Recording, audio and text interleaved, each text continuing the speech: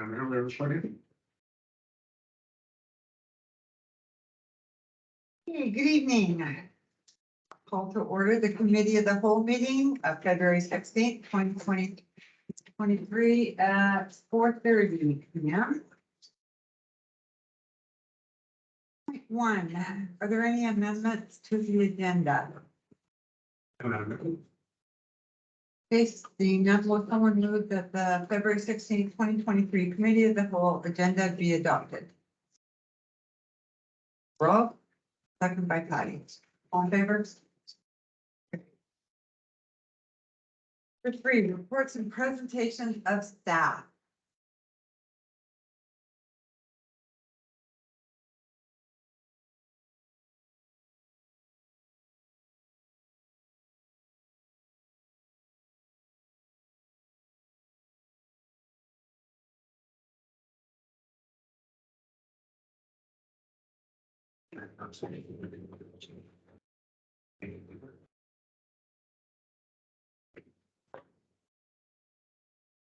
Stand real quick, sorry. So thank you through the mayor. Thank you to everybody who came out for this meeting and any of you who are joining us virtually. I'm gonna everybody's gonna throw a lot of information at you tonight. Hopefully this helps you as council in setting the budget for the year and hopefully the public in understanding. A big thank you and kudos to the rest of our management team for their hard work and creativity in developing their budgets. I know many of us found ourselves budgeting well past the end of the workday and into some weekends. Council should be very proud of the dedication that is shown not just by your management staff, but by the rest of the employees of the district as well. So the plan tonight is for each member of the management team to introduce themselves and their departments to council, to give council an overview of what they do, how they do it, any achievements or challenges that they think are important for you to know and understand. And they may also touch on some projects that are included in the budget for their departments. We'll start with the CAO and go through each of the departments. Following the presentations, you'll be stuck with me for a while. We'll go over the consolidated budget, including any service level changes and projects and their impact on taxation for our community. And with that, let's get the party started. Thank you, Joni.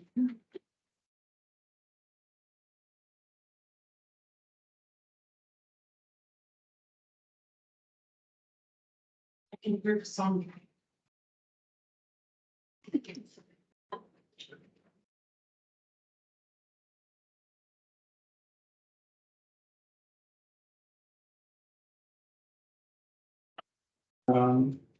So first off, Chief Administrative Officer or the Office of Administration deals with the overall operational management of the entire organization. Intergovernmental relations. We've spoken about, my job kind of goes in all directions, down to staff, up to council, providing guidance for good decision making, as well as the lateral connections with other community organizations within this community, within the region and the provincial level. So where council may make those political connections across governments, it's my job to make the administrative connections with every ministers, other CAOs from other communities, and the residents. As well, information technology just happens to be my background. So see IT, there are many days you may come into the office and find me under somebody's desk plugging in their computer. It's one of the many hats I wear.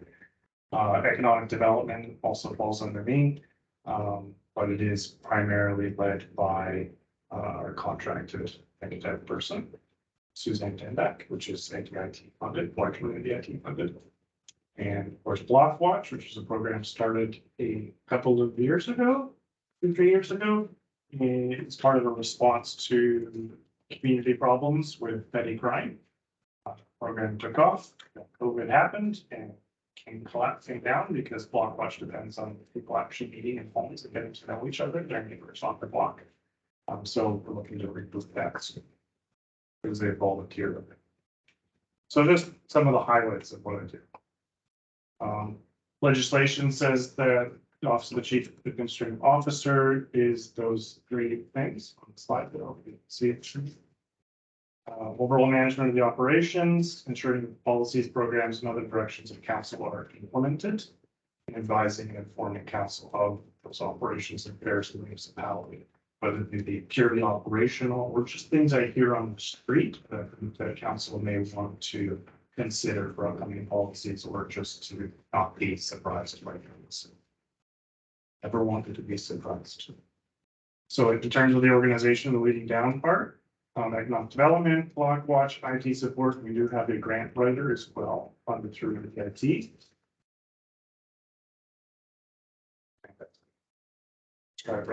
She's always eager to look for grant supports. And under the NDIT program for the grant writer, it allows for assistance to community groups as well, and the partners that we work with, so should it be the Historical Society or Manizaki House, or the Friendship Center. These are all community organizations we've worked with and delivered services together. So I actually offer up our grant writer to assist them, because it in the end assists us as well. So that's what it's going to do.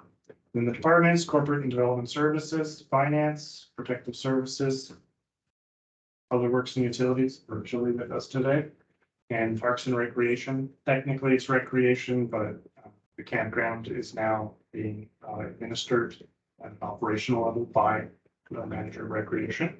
And we're looking at potential for bringing in other parks oversight into that department to balance out and provide better services.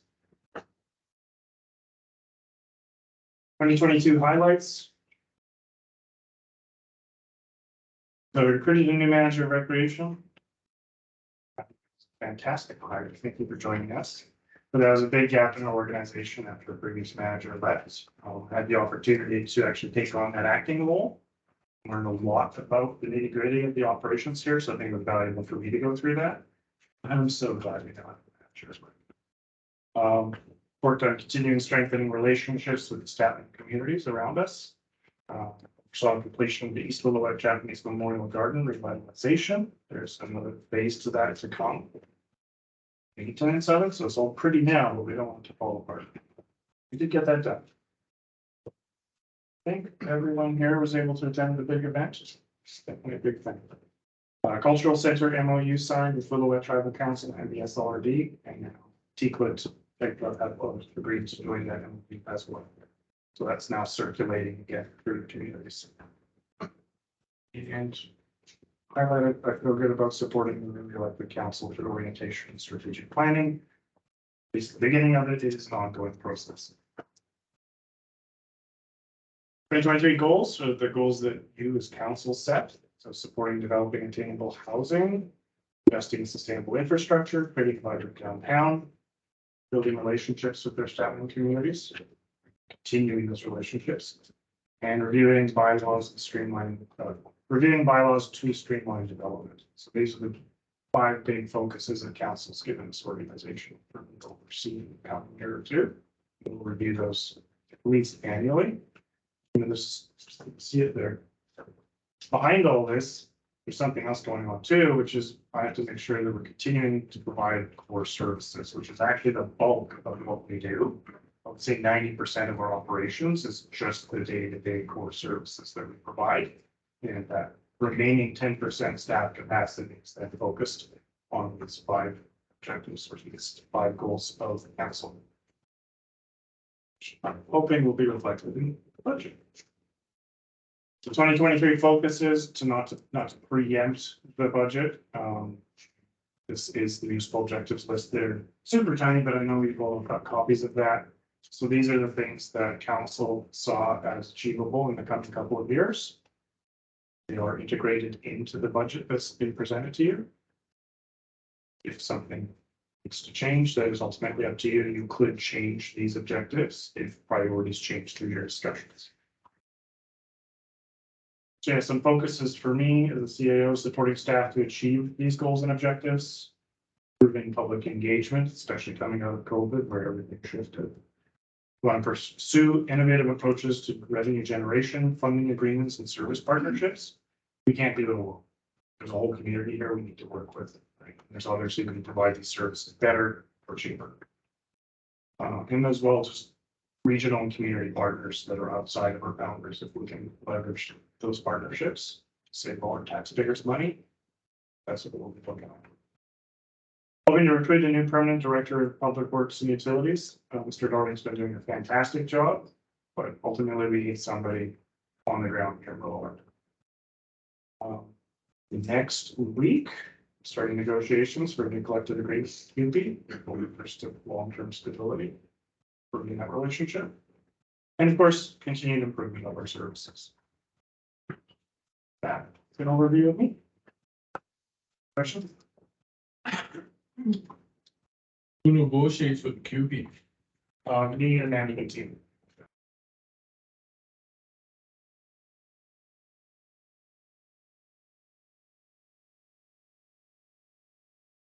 You want to check in the box? Least it's not like them all. Be a little more entertaining. Yeah.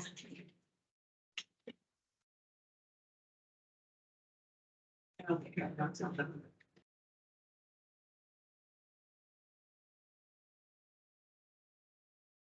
Okay, so Chief Financial Officer, as the CFO, I oversee the financial services for the district. I have an awesome team, including our accounting clerk, Nate Moyer. She's been with the district for over 25 years.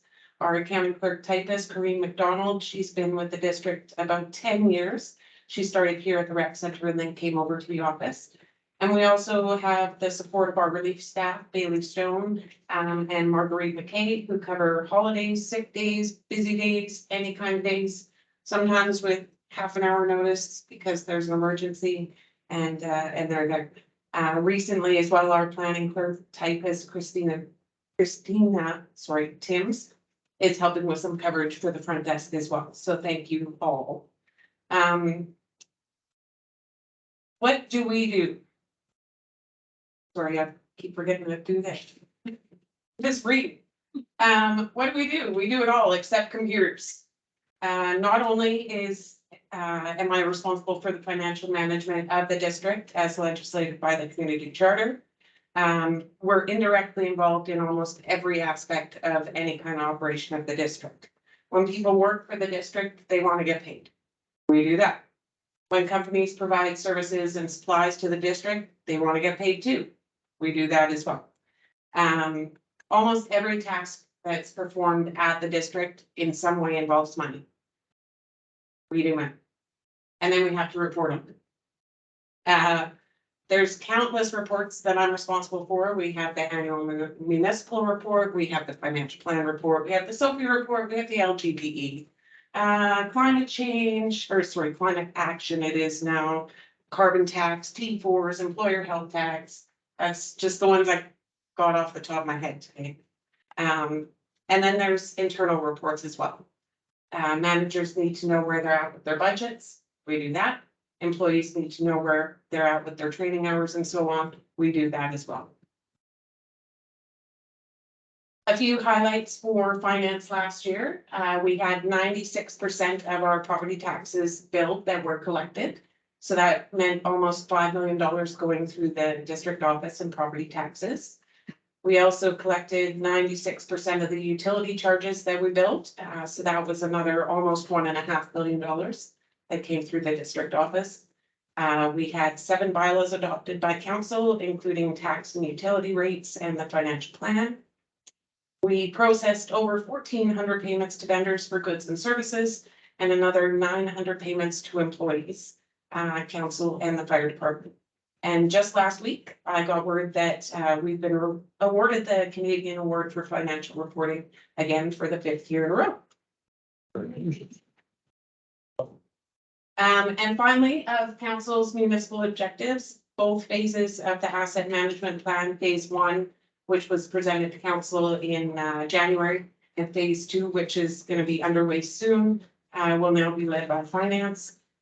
We've just completed the asset retirement obligation scoping project, which was so much fun. That will have to be incorporated. That wasn't sarcasm. We'll have to incorporate that into our financial statements next year. That's us.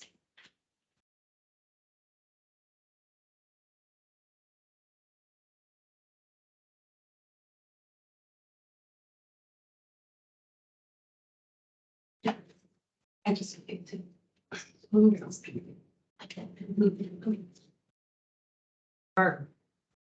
That's a good question. Okay, you said 98% of the taxes reflected, 96. Okay, you said utilities and taxes. And what happens to the part that is? Through the mayor, so those are still outstanding. For taxes, they roll over into arrears or delinquent. Once they hit delinquent tax, then they're subject to tax sale. And utilities at the end of the year are rolled into taxes and become arrears the following year. So, so it's not that we're not getting the money, we just haven't gotten it yet.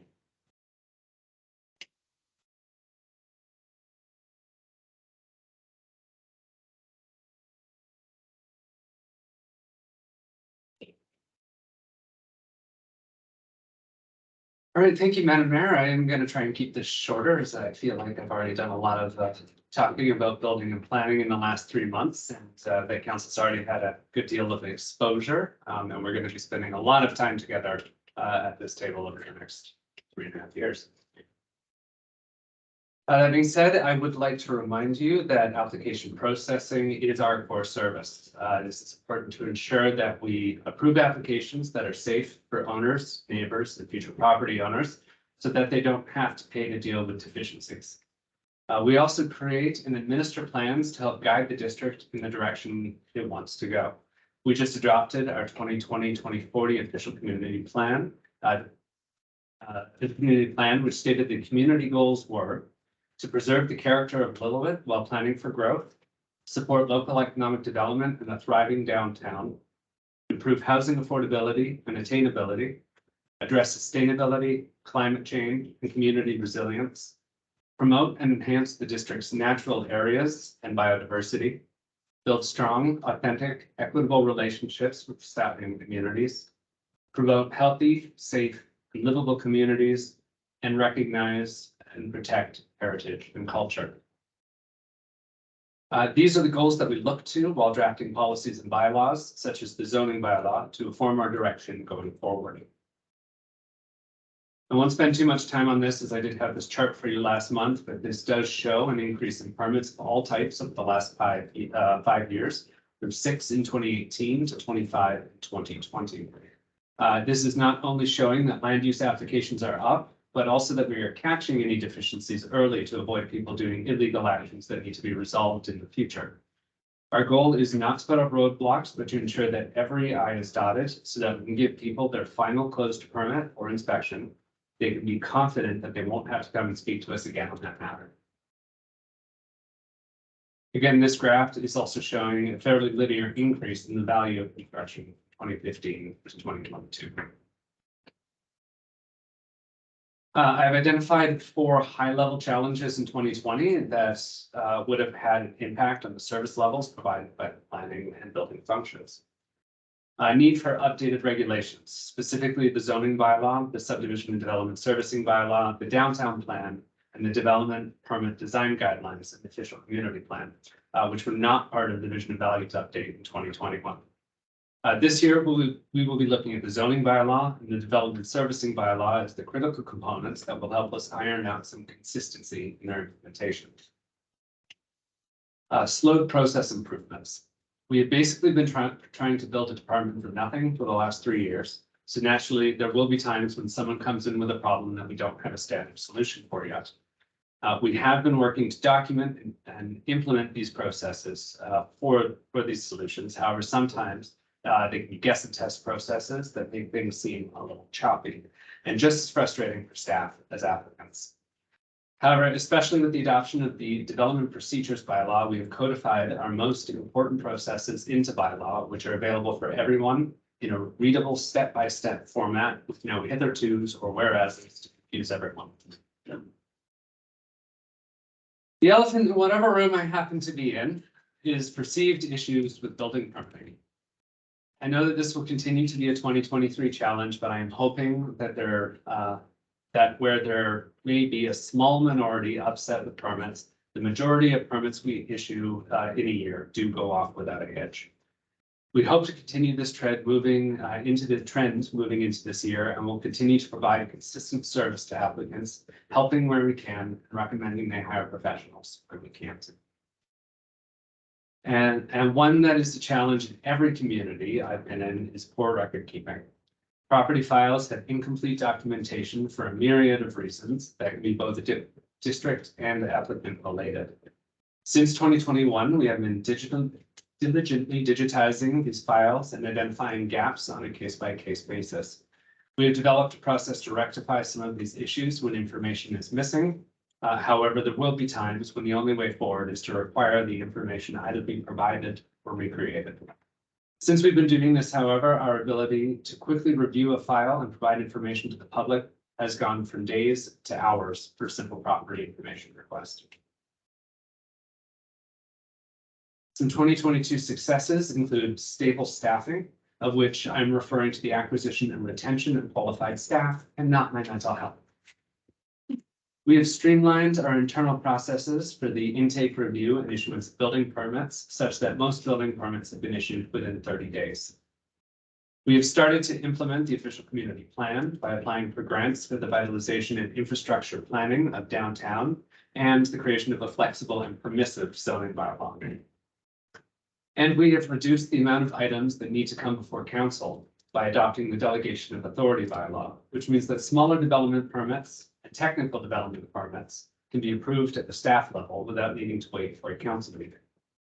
And alongside that, we adopted the development procedure bylaw, which I do encourage you all to look at, and specifically the schedules, which are a roadmap for staff and council and the public, so they know exactly what to expect when applying for a land use permit. The priorities going into 2023 are the zoning bylaw draft and public engagement over the summer. Continued education efforts relating to building code and the benefits of building permits. My goal for this year is to figure out where the disconnect is and fix it. And please hear me when I say figure out, because I don't know where it is yet, so that is going to take some time. Downtown vitalization has been a goal of council for years, and we are hoping to be successful in a grant application that will allow us to kickstart this process. We should know whether or not we were successful by the end of March, so keep sending out positive advocate. And the biggest issue in Canada right now, we are going to continue to prioritize developments that help us meet the targets outlined in the housing needs report and address underutilized lands within the district. This does mean that if a development comes in that addresses rental housing or higher density development that fits within the official community plan, we will focus our energies on those. And that does mean that some lower priority applications may experience a slightly longer turnaround time.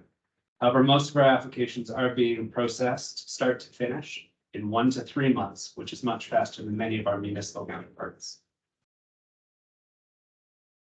As for our resources, we have come a long way in 3 years. In 2019, there was a part-time out-of-town contract planner and a part-time building inspector.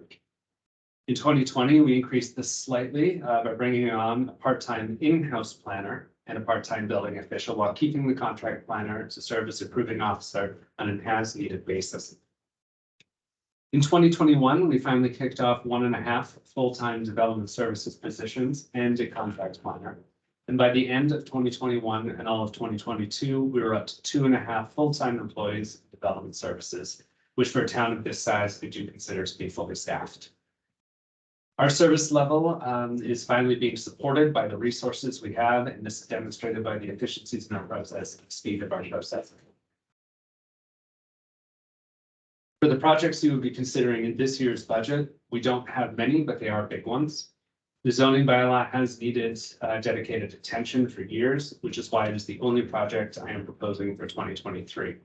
This will be an in-house project, and the funds in the budget are send off the final draft for comprehensive legal review. And should the downtown grant be approved, we'll be using those grant funds to contract out the work under my oversight. Any questions? How much is our grant for downtown? We've applied for $100,000 for that grant, of which I believe we are contributing 25,000. That's phase one. That's phase one. Yes, so the point of that grant is to come up with the plan in a step-by-step process. And then there's a second phase to the grant where we can apply for up to $1 million to start to implement that process. So we would identify some that it wouldn't cover the entire cost of the downtown revitalization, but it would at least get us started. If we can. Yeah. Thank you.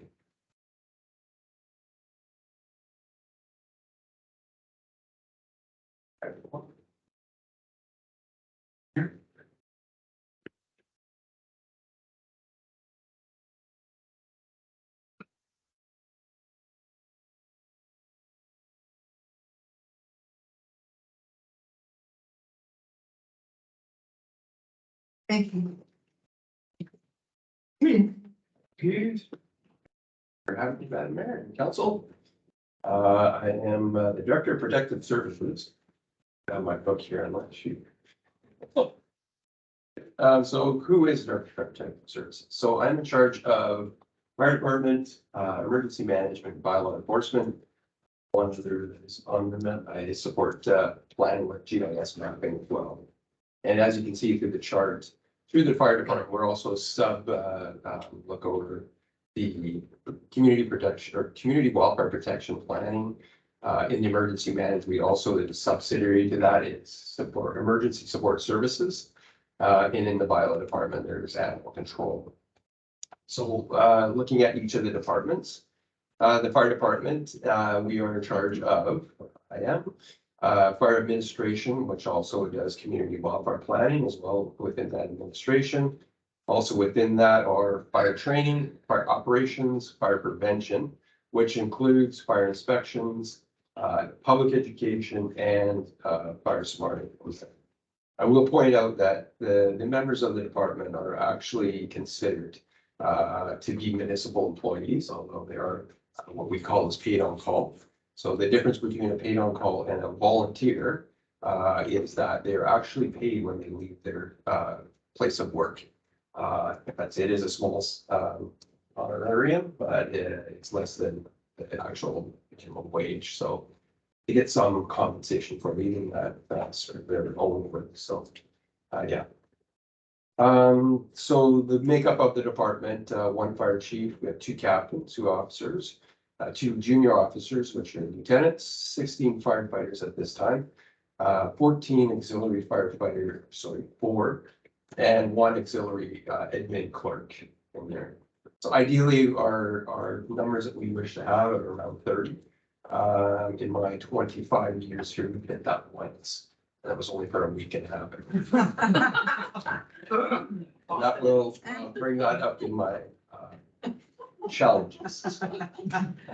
So in the fire service, in 2022, I can report we did 88 emergency calls for the community, which equates to about 1,046 man hours on the ground, of which in the pie chart, and you can't see that, the green that's showing there is actually medical responses. So we're actually responding to assisting ambulances with calls. So that is an increase since the COVID-19 response in that. Not shown in the graphs, but the beginning of the COVID response, our numbers for those responses actually dwindled and dropped. And that was on an operational basis because BC Ambulance, the health authority, had said that only BC Ambulance Healthcare would be taking care of COVID-19 responses. So our call was reduced dramatically. I think it was to 14% of our call volume. But with that and their state that they are in health, BC Ambulance, we've been called on more and more and more. Unfortunate thing is that our calls are actually to be called on for cardiac arrest events. So the majority of these calls are cardiac arrest events, which is quite alarming for a community our size. So yeah, 38% is what that green wedge pie represents of their call volume. The next up from that would be commercial alarms. So that's alarm ringing, high school, a good portion of that. Hospital, those types of things, right? So, and then the next is our fire safety response, which can be from a person experiencing a problem with electrical problem, want us to come take a look, those types of things, to a residential. So we're going out and assisting public, and so, yeah, those are our top three. Practices, so over 2022, we did, it's 49 practices. We practice every Thursday. Regular practices are every second Thursdays with equipment checks and additional things on the subsequent Thursdays. So in total, we did about 49 different training sessions, 3 public education sessions. So the public education, there is a fire preparedness of the week, or preparation of the week. That's every annually, and it's celebrated throughout Canada and the United States. Assisted that, we've done Fire Smart activities and open houses through last year that we did. We did 59 inspections, would equate to 420 hours of commercial inspections there. Accomplishments that we want to bring forward and celebrate a bit here. We did complete our project for the SPU, so our structural protection unit trailer that council previous had agreed to and funded. At the end of that project, this was a 3-year project and brought forth, and it was in joint with actually the Squamish-Lowell Regional District. So this is a trailer that's to be used for wildland fire. So through the duration of the 3 years, we invested just under $140,000 into a structural protection trailer that we could use within the community, but it's jointly with the SLRD area director and their constituents. So Is it a training trailer or is it something you live in?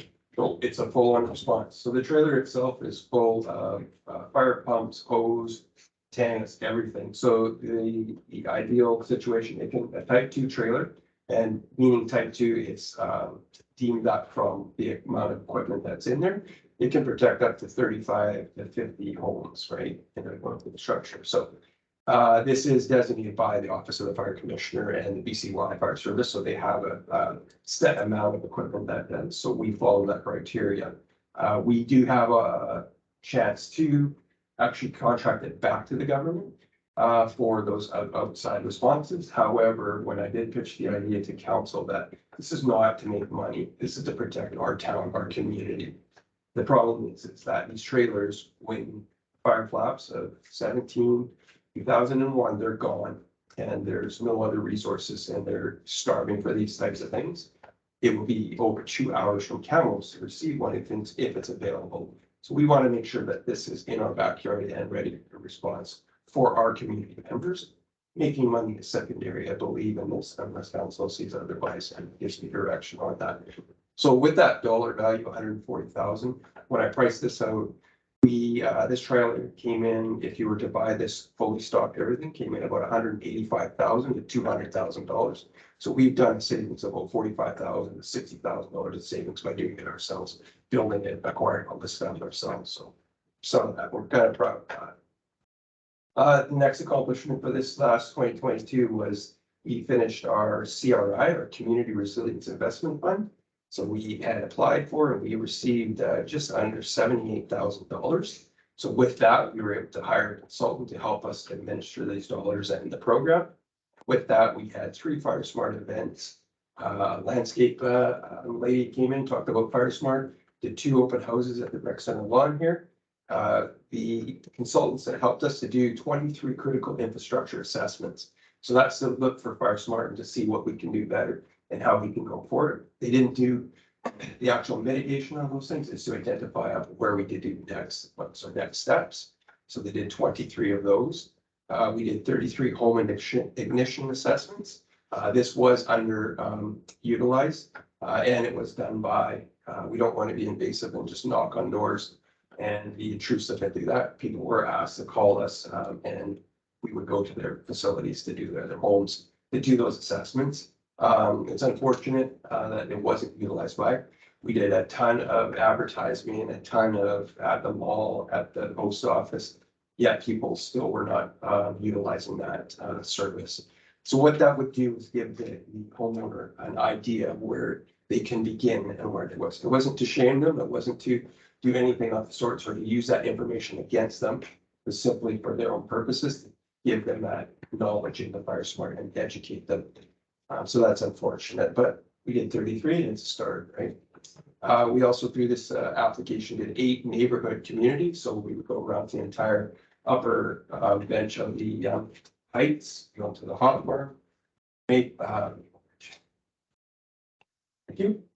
The Pine Ridge on East Lillooet. So we identified 8 different communities or neighborhoods that we thought were needing of assessments to be. Then most of them were in the urban interface areas. So we did that and we're able to come up with 8 plans on how we're going to move forward to deal with those. Lastly, in the accomplishments, we did acquire a Fire Smart mascot. See it right there. That was a joint, thank you to Director Vivian Birch Jones for going in with us on that. And this would be used, we actually identified that maybe our target group needs to be at the younger demographics and younger kids. So we're looking at getting into the kids, not only for Fire Prevention Week, but actually this being Fire Smart, teaching the kids about that. So we thought the mascot would be, might have a nice effect on that. So thanks to Children enjoy it. What's that? Grandchildren enjoy it. Yeah. As the kids, yes. Yes, that's what you say them. I did a little bit different. I'll do challenges from each of the departments because I have 3 of them. Some of the challenges that we're seeing in the department, this is no different throughout Canada. Recruitment and retention is difficult in this day and age. When I started 25 years ago, there was a lineup in the door to get firefighters in. Now we are begging for people to come.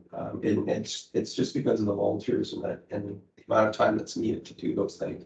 But it's also people that we're recruiting are actually those that are volunteering, kids hockey, and all those other things, Brownies guides, all those other things. It's just the type of people that we attract in, so it's harder to do that. So we're seeing challenges and in hockey season with the actual hockey coaching and all that. So we're having to balance and we're working around those, see how we can get our volunteers to more practice and stuff like that. We're seeing increased workloads at fire inspection. So it's just that we're recognizing we're seeing more non-compliances within our inspections that we're seeing. And I think it's contributing to the COVID type of thing. I hate to say that, but everybody's being more relaxed about things, services coming in to help them out. Commercial businesses with their servicing of their fire extinguishers, their smoke detectors, all those things are contributing to all of those things. So we're having to do more education, be more time consuming on those to talk to the commercial owners. Fire Smart education, obviously, it's a huge hot topic and button, and we're in constant meetings all the time and going to conferences and all to talk about these things, and agencies are calling. We're participating in a Fire Smart roundtable, which Councilor Weeds on, and we're trying to figure out how we're all going to work around and we're not duplicating efforts in those. So, but it does take time. It takes time away from our normal things that we haven't been doing in the past. So it's just another extra added job function on us, as well as the community wildfire protection planning. I think both before my time, the public works manager was in charge of this, but it's been taken over by myself.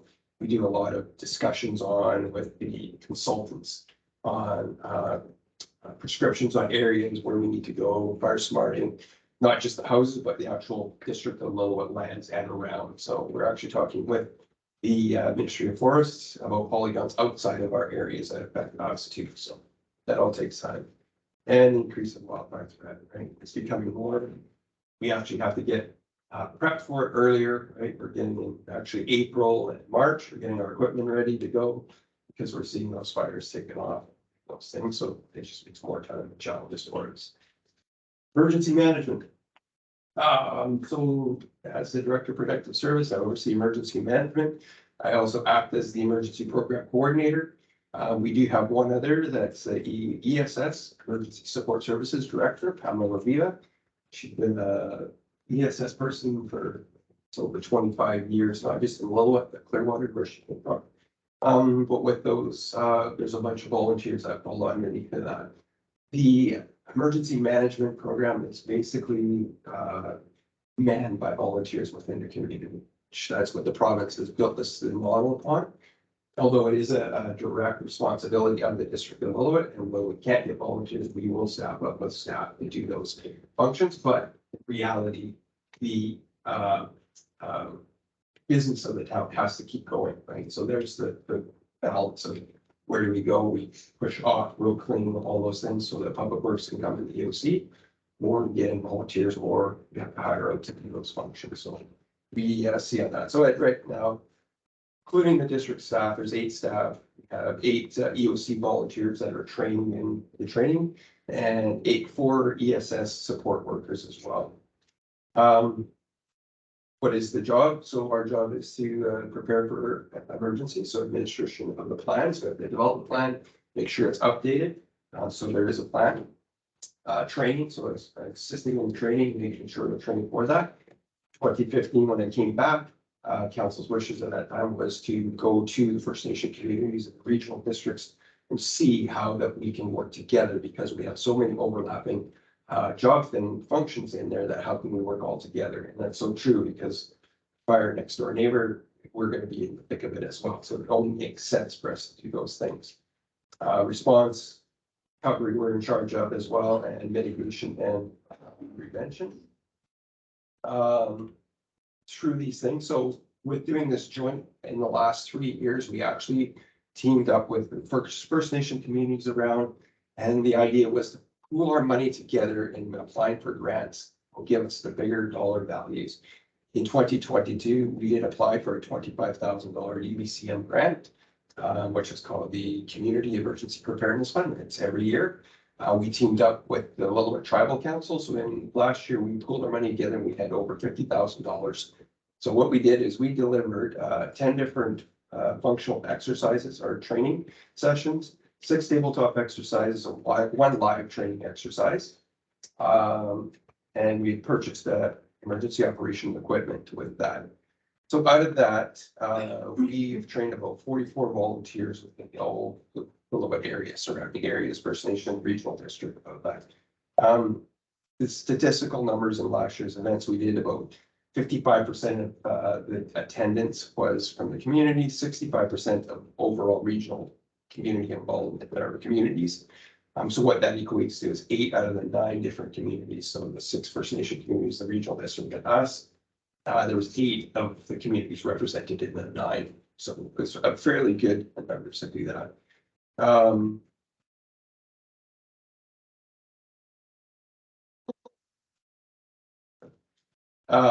And so we're also responsible for response as well. 2022, we did do 1 response, and that was the Home fire, and we assisted the evacuees from the Lytton area. We did 4 weeks of response. So ESS, although they're volunteers, they take up the majority of the ESS or the emergency responses that we do. There's a longest duration. And just to reflect back, in 2021, there's still ESS case files open for each of those people.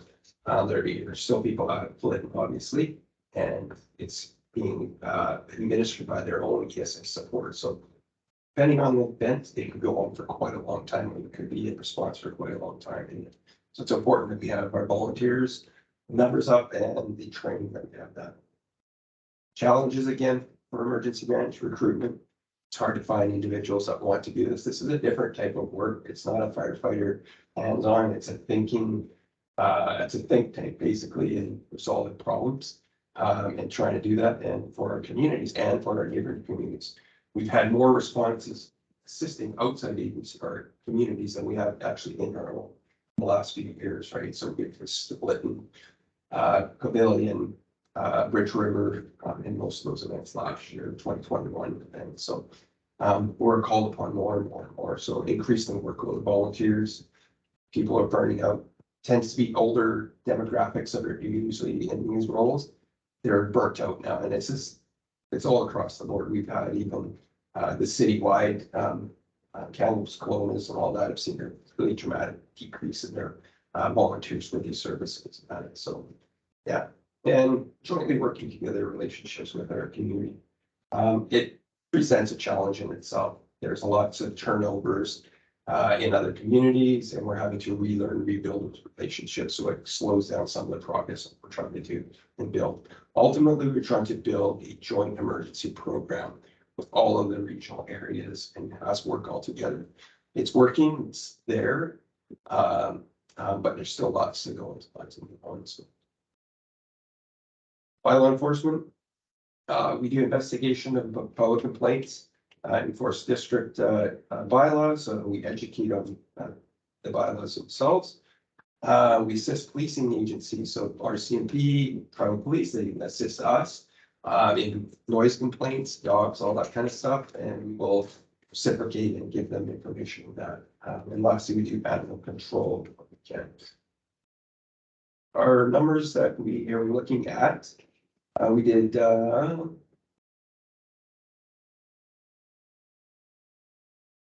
there. See that 117 calls last year, cases that were open. 88 of those cases were closed. 2 are being monitored, with the rest that are still open, and what we're looking into that. Unsightly and other bylaw complaints. Other bylaw complaints may be as far as potholes. You know, there's other departmental issues in there, not just for bylaw complaints. So those took up about 35 calls there. Unsightly being one of our biggest ones in there. So overgrown grass, vacant lots, those types of things are one of our biggest ones during the summertime for sure. Challenges in here. So obviously you're well aware, we're a bylaw officer, cop, we're limping. So we do have a contract bylaw officer for 1 day a week. We have repeatedly advertised for the position, and we just cannot find that person. What we're contributing, we've taken a look at the interviews that we've done. We did hire one, but he only lasted us 2 weeks and left, right? So yeah, it was unfortunate. And he actually left without much notice on it. So it was a really bad situation on our part. Repeatedly tried to make contact to understand what his exiting reasons were, but he's not replying back. So yeah, that's more than likely contributed to the amount of limited hours I was in. So he's the hours that are for this position are 21 hours, so 3 days a week. And the amount of pay that's in here. So at that time, we're looking at all of the pay scales across BC, and our pay scale is one of the lower ends. It's not the lowest, but it is one of the lowest. And there's a lot of jobs that are happening right now in the bylaw enforcement end of things that people are getting out into. The lack of rental units that we've heard from our actual contract bylaw officer here, and the expense of the rentals too. They're high is what they're reporting to us than normal. So yeah, also challenges the caseloads. Because of the times, we're finding more time we're having to interview complainants, we're having to interview the alleged contraveners, and having to do those things to really understand what the root of those problems are. Society in itself has just become more complex, right? And to understand what is the real problem here. We try to, eliminate having to do enforcement. We want them to resolve it themselves, but it's just in most cases it can be. So we're having to do a lot of hand holding and making sure that we're understanding the problems. That being coupled with the 1 day a week officer, it's just impossible to follow up. Follow up is the major important part to keep it automated. So, okay, last is our project initiatives, as you'll see in the thing. Your bundles there. We are asking for the fire department confined space rescue equipment, confined space training. This has been brought up by the joint health safety committee. The public works department has a requirement to have that in place because they're in certain particular areas. So at this time, there isn't anything prior. There's nothing in place other than you'll have to actually contract this out. That can be an exorbitant amount of money. And if they're down in manholes or in cleaning things, it's actually required by work safety. So there are some requirements there for that. So that's on the fire department's request list for this year. Emergency management request this year for budget. We're looking to, and we've spoken with the director of recreation and the CAO, and we want to designate a Raymond Rec Center as an emergency reception center to be utilized. And with this funding request, we're asking for a modest amount of money to upgrade. So right now there's, it'll be down at 101 actually. So the telecommunications is not very good down in that area. You actually need fax and phone lines to be doing the work that we do down there. So that's mainly what we're asking for down in that area, with a little bit of paint and some tables and chairs for that. And it will help us out immensely. We're always trucking stuff from other areas. It has a storage area, all those things. But with this is a kind of a two-part. Yeah, when we're not in use, it'll be, could be utilized for a training or a instructional room for the rec center rent out. So whiteboards, all that kind of stuff. That's an extra rental income place too. So bylaw enforcement. So I put forth a budget request to ask for 2 more days of enforcement for this officer. And being that, we think that would be able to attract 4 people applicants into doing those things for a full-time job opposed to a 3/4 time job. So yeah. With that, there's also a request for a vehicle. We do have a vehicle at this time. We've spoken with the recreation department. They do not have actually a vehicle. The vehicle is more suited for the recreation that the bylaw department has. So in absence of a bylaw officers, we've allowed the recreation to take over the vehicle, but we're asking for a more economical, suitable vehicle for us, which would be a little 4-door car that we can use for a car driving around. It is necessary for that officer to have a vehicle to drive around, but not necessarily a pickup truck to do that. So you'll see that in your budget. So, in nutshell, sorry, I rambled again. Any questions? So I'll start off. I have a question. Yeah. Yeah, so when you were talking about recruitment and we have older demographics in there now. For some parts, In the right? fire department or the EOC? Either. Is it just in the EOC or is it in the fire department as well? It's both, yeah. So our auxiliary firefighters, we've had to bring back some of the older demographics, but yeah. So when you advertise, do you advertise, like, I'm just thinking, I'm not, he would tell me for saying this, but, you know, he's getting close to retirement and who knows what he's gonna do, yeah. But, you know, I'm thinking of a lot of people that are, you know, getting close to retirement and everything. Why not kind of gear it towards them and bring them in? So there, yeah, to answer the question, there is a physical requirement. I'm not saying that they can't pass that. But Right, there is a physical requirement that is required, and we need to do this to keep ourselves in for sure. liability wise. So, but that tends to scare off some people. Although we've lessened the qualifications for the physical ability test a bit. So it is a nationally recognized physical ability test, but we've made it a little bit easier recognizing what our demographic. We're not looking for athletes. We're not looking for, you know, professional firefighters. We're looking for community members. So we have put in place those things and we're allowing us. So they don't have to dress up with school gear and run 40 flags. Straight up, because I kind of heard that's what they had to do. Is that, well, 13. Okay, well, you know. Yeah. But what that does, though, it replicates what we actually do in the fire ground. So the stuff that we do is not unrealistic. You don't climb ladder aerials and do things specific to the jobs that we do. We need to understand that they're able to do that, then carry the equipment to the second floor, you know, pull the hose, all those things. They don't have a bad shoulder, a bad knee that potentially could put us in jeopardy, right? Right. Into a work safe situation, right? So we are governed by work safety. Okay, so we have to abide by those. Okay, Brandon. Okay, I was looking at your map or your pie up there and whatnot, and you were on the emergency response all the time. Like it was a big portion of your game. Is you're fireman. You're not ambulance. Like I don't understand that. Yeah. So the like the District of Lillooet bylaw has put into place establishes what we do in there. So in there is fire rescue, suppression, prevention, and medical emergency was in there as well. So with that, what we had seen when I was actually with the former fire chiefs when they came to council and asked about those things. One of the events was that we were low in ambulance manpower at the time as well.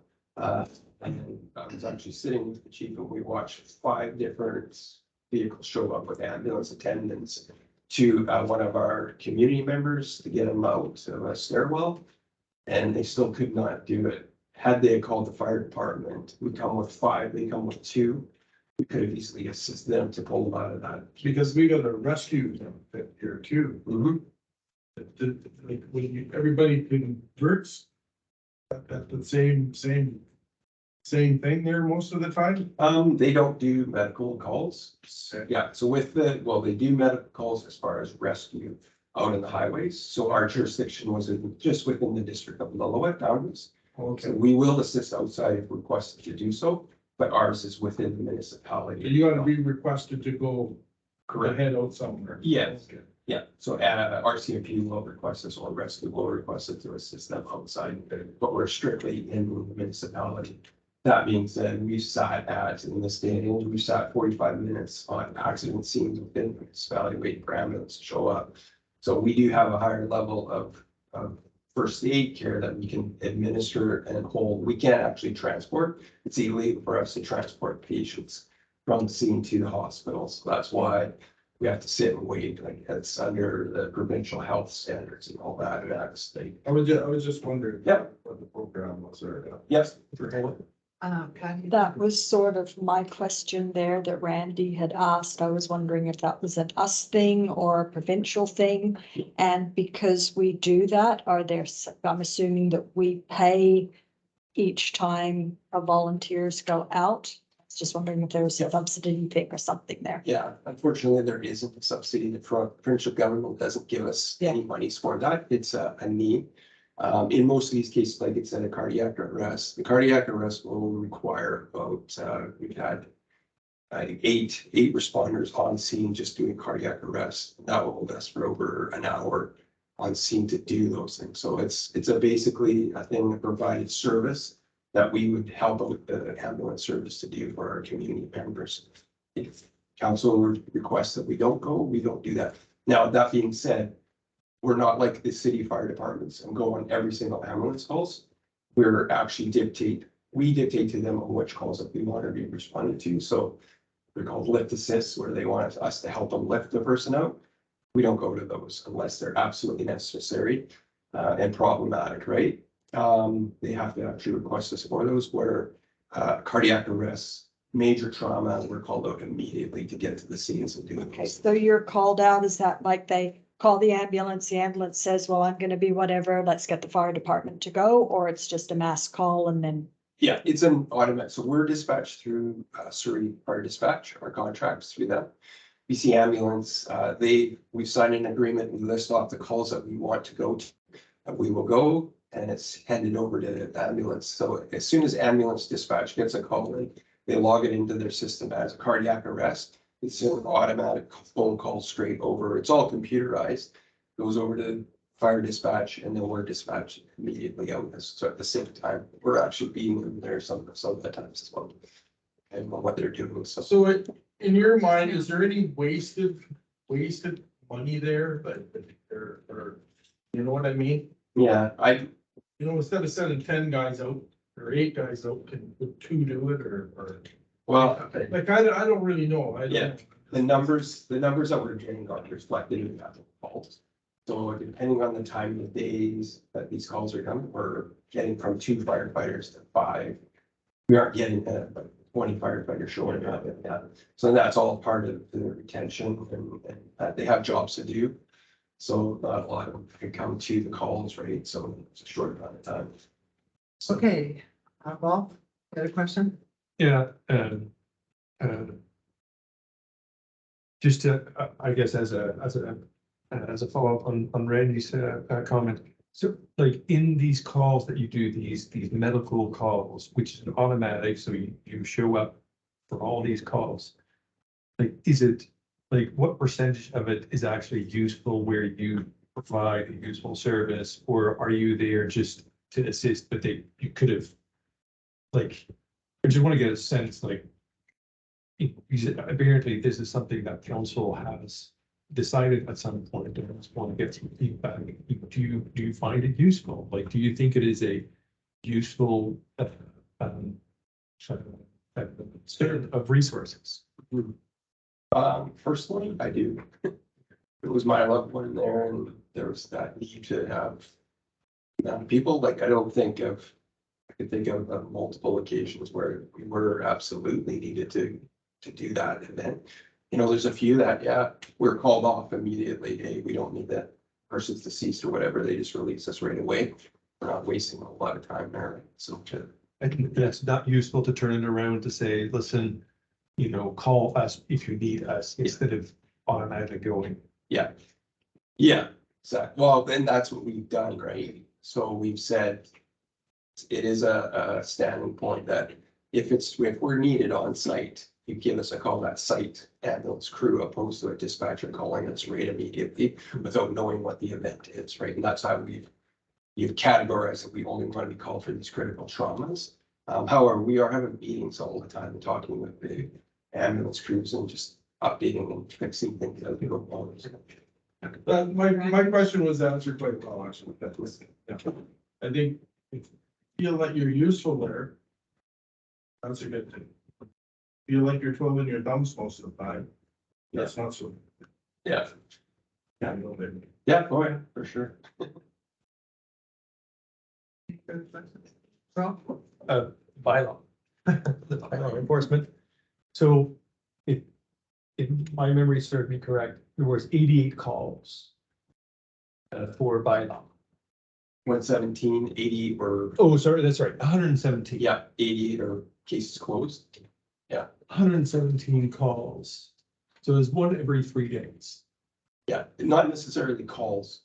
They're actually events that we're dealing with properties, different properties in there. So they could be a call, could be, so just thinking about it, there's 25 different snow removal cases that we have, 25 different properties that we had issued on January, right? So, yeah, it's not necessarily a people call. But regardless. Yeah. One event every 3 days. So, yeah, And then we're looking for a bylaw officer to be full-time or 75% or something. Which means that that person on a single event is gonna spend a day and a half on a single event. Which seems like a lot of time to spend on the snow removal. Is it like? Does it, like, it just seems like a lot of resources for few events. yeah, it's not, not the snow removal event, it's the actual more complex events that we have. So our zoning issues. There's only 4 zoning issues. On the pie chart, there were only 4 zoning issues. Yeah. Back to see here. Yeah. But there's, no, like, so myself and like I spend my own time, I can tell from this year is 75% of my time is spent on bylaw. So I speak with lawyers, we're dealing, we have 4 different cases that are lawyer litigation issues that we're going through. Yeah. Have to set up the files, have to investigate, have to write a report, speaking with lawyers, all those things. And these cases, one of the cases is over 4 years long. We're dealing with and still not resolved. It's another case that's going into the 2nd year. And these are long events that are happening and it just takes that much attention to do that, the follow up on these things to do that. People ticketing, I didn't have that statistic in there.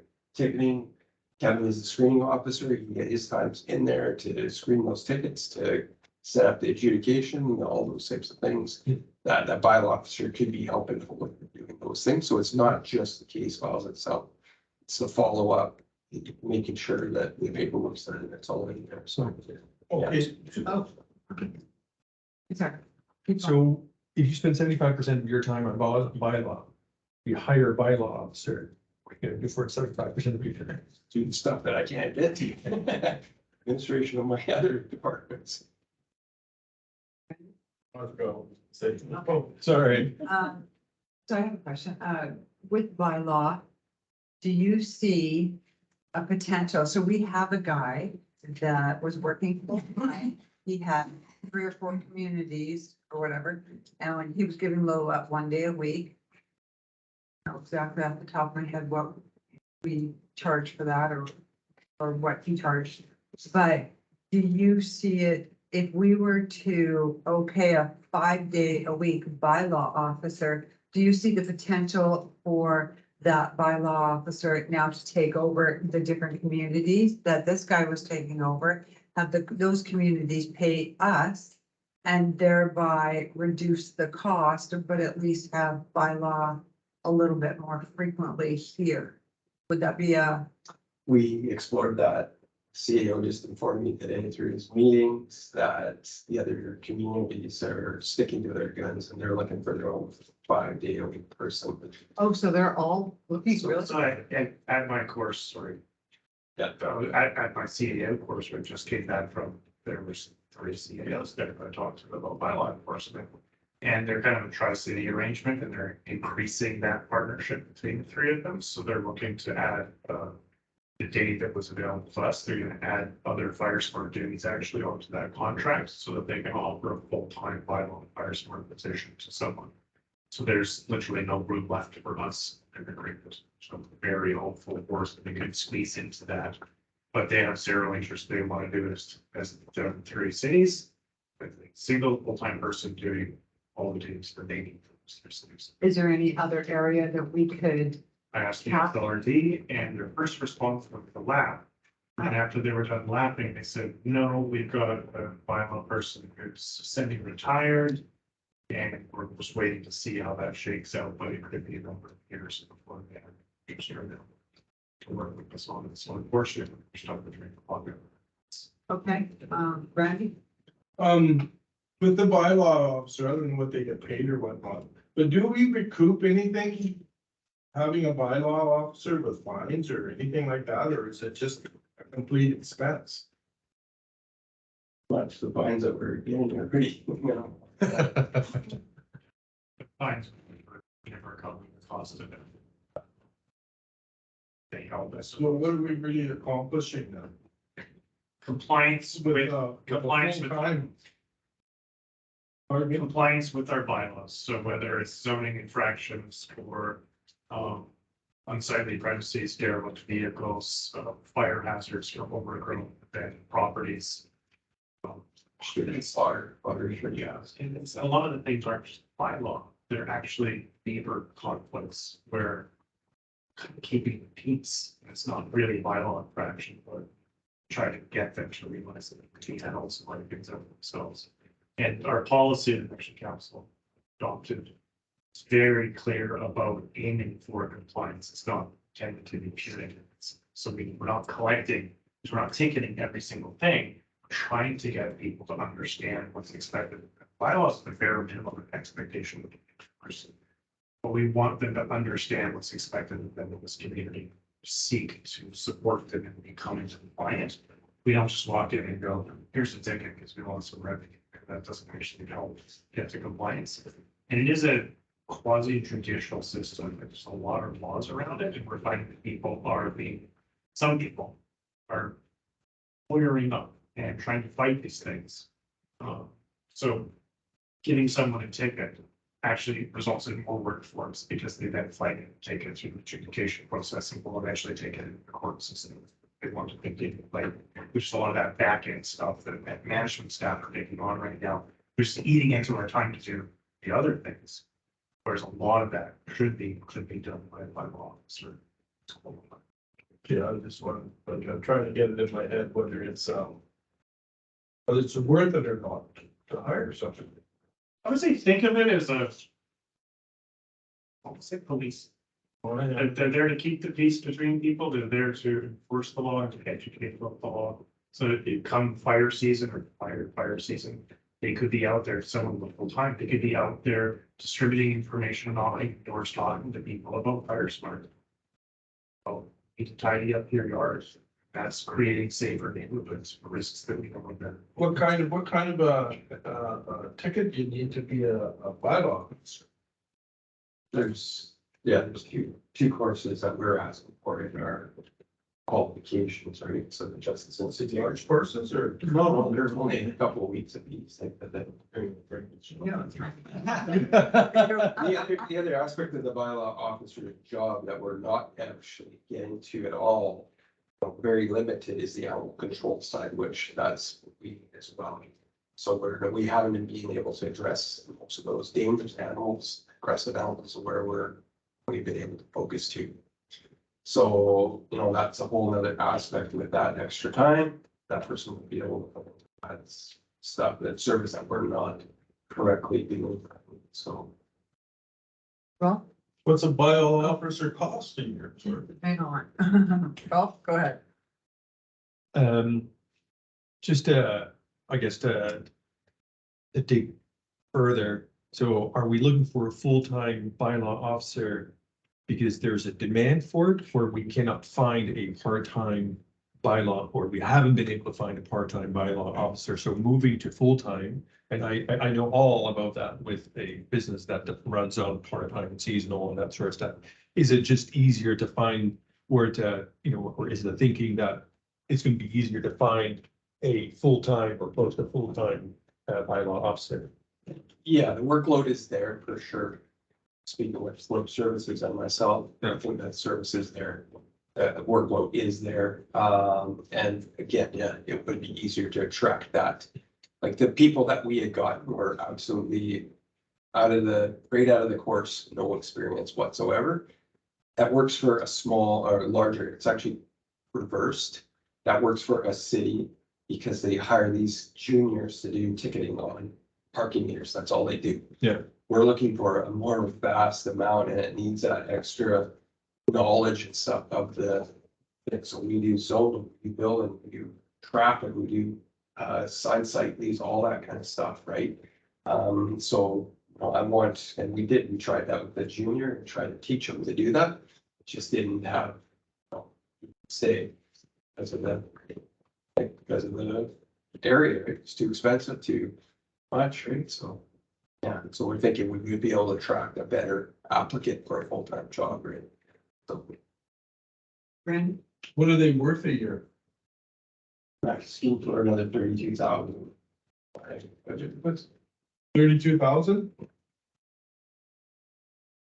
Not interested. Well, It's 93. It's So- 93. Sorry, Darren, to be clear, it's 32,000 more than it would cost for those 2 more days. okay, so what is it worth a year for the bylaw officer himself? I'm sorry, I don't have that broken out. The salaries and wages for the bylaw division include part of Darren's wages as the director. So I can't tell you exactly how much is and how much is bylaw. But the bylaw on page So rough, 93. guess what that guy would cost. Or what? Like 34 is definitely not enough. That's what I'm. The department is $170,748. With a deficit of $159,183. Again, page 93. That's for the bylaw and animal control. Just give me 1 minute. And then I know Patty, you're next with the question. How about if you look to Patty and I'll dig that up Okay, for all right. So Patty, go ahead. Mine was just, if we do get somebody full-time, then there could be other things from your department that could be funneled into that position as well. Like you were mentioning Fire Smart or, Well, I think what the CA was mentioning, Fire Smart relates to unsightly premise type Yeah. of things, right? Yeah. Talk about those things, but yeah, if that's one definite thing that we could put in there. Fire Smart would be awesome. well, I'm just thinking because you're saying sort of Yeah. 5 days or whatever, and then there's sort of a bit of conversation here thinking that there's not enough work for 5 days, not because we don't know Go ahead. what's all of that. Yeah. But just clarifying that there could be other things from Boy, that thing that could be funneled in. Sure. I appreciate both the question. Ricky, I have had a lot of conversations about just that question. And it's played with every idea under the sun of what kind of mix addresses the challenges of bylaw enforcement. And also other challenges that we have, just pinch points inside the organization. So it could be bylaw and a clerk, or a bylaw and emergency services. Play with every combination. I think there's still an opportunity to reconsider that. Depending on the direction the council goes with, are you comfortable with funding this, the grand scheme of all the things we're asking for funding? So if there's approval for that, at the end of the budget process, we would be re-examining, going, okay, are there other duties that align with the sort of person and training and skill set that they're gonna have to actually make it more than just Bible on the ground days a week? Because yeah, there's gonna be certain times of year where there's other issues where you may be leveraged, whether it's back end stuff, or public education, just reviews and policies and stuff. When we dropped the deputy corporate officer role, it was all fine and good for a while, and now I'm starting to hear that, yeah, it's something yes now. And that the ongoing review that we started, bylaws and policies, has come to pretty much a standstill about what it is. But those things need to be looked at, bylaws and policies need to be updated with legislation, just the changes. And there's just not an outlet. So that is one potential natural fit of a bylaw oriented person, is they are policy bylaw. So they can actually help the quieter times of their system. So Okay, Barb? Yes, through the mayor. Do we, I'm just going back to listening to the RCMP constable. And so I'm not really sure, do we just cover Lillooet? Do we go into the reserves? Could we get a buy-in maybe from First Nations? As far as bylaw, or do they do their own, like a Richards or a T-Cliff and whatever? Because I know, they have different arrangements for fire and different things, or it's just Lillooet that we're looking at. Like, I'm just thinking if they had to go to Goldbridge or something, or area B, somewhere, you're looking at a couple of hours there and back, right? So there's part of your day already gone. Yeah. So I'm not really. Yeah, we had some discussions with the administration of the Quicket to see if they were interested in something like that. The First Nations communities don't have enforcement bylaw enforcement types, although they could pass band council resolutions to do that. But they tend not want to do that, so sticking with their police, and that's what their policing force is there for. They pay for, so it's not an open thing that they want to do from my feeling from talking with this. Limited by chief of council. So would the bylaw officer of Lillooet cover area A and B? Or just No, it's the Lillooet? district.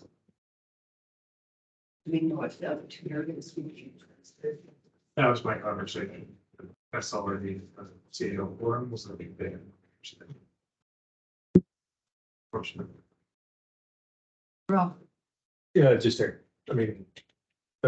comment on the,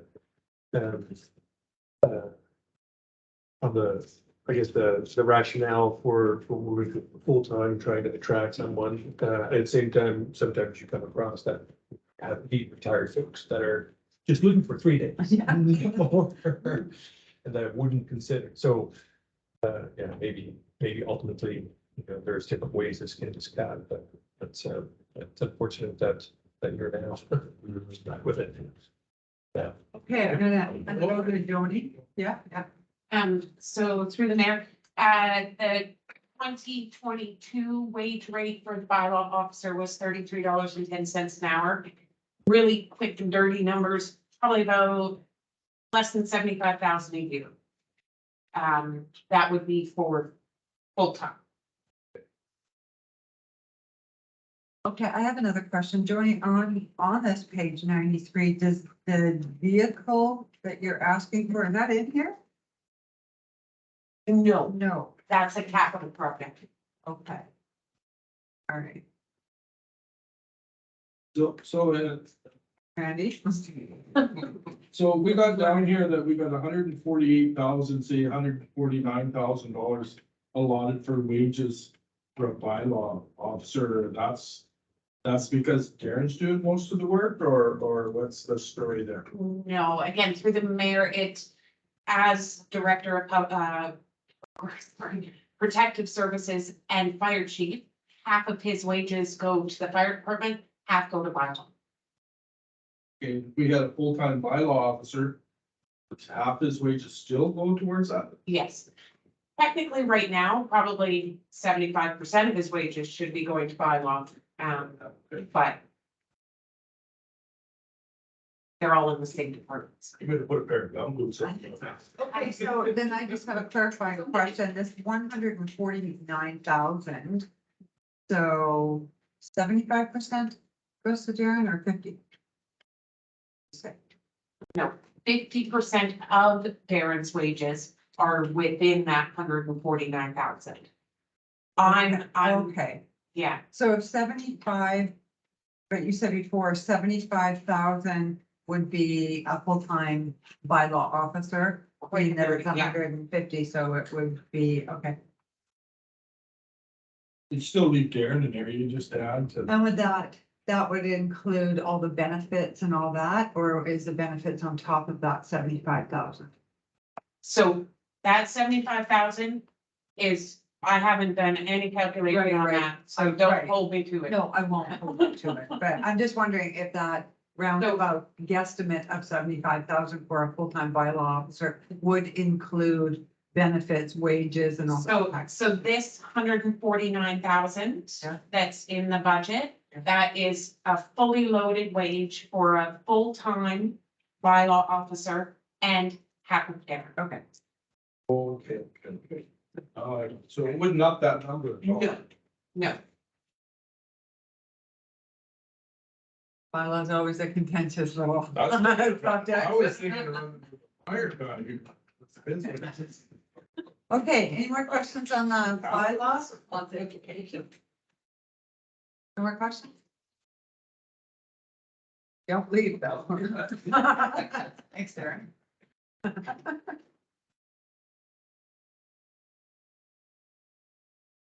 And thanks for the.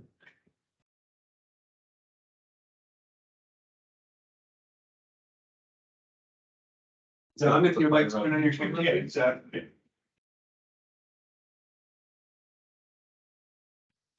It's too long, but I can go to the washer if you got. Do you want to take a 5-minute break? Public Works will probably be a fairly long one, so. Okay, let's take a 5-minute break. Turn off the. Just got some camera issues.